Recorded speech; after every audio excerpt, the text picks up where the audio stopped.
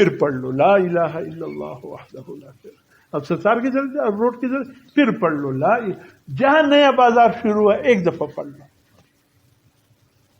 یہ راستے جس پر آپ نے اللہ کا ذکر کیا ہے، یہ ان راستوں پہ فخر کرتی جس پر اللہ کا ذکر کرنے والا نہیں ہو۔ پہاڑ کی وہ راستے فخر کرتی ہے، ایک دوسرے سے پہاڑ پوچھتے آج تجھ پر اللہ کا ذکر کرنے والا کوئی گزرے؟ وہ کہتے نہیں، کہتے الحمدللہ میرے اوپر ایک اللہ کا بندہ گزرا اللہ کا ذکر کرتے ہوئے۔ اللہ کا ذکر ہمارے ساتھی تھے، کسی نے اس سے پوچھی تسبیح جو تم کرتے ہو یہ سنت ہے؟ حضور صلی اللہ علیہ وسلم یہ تسبیح پڑھا کرتے تھے؟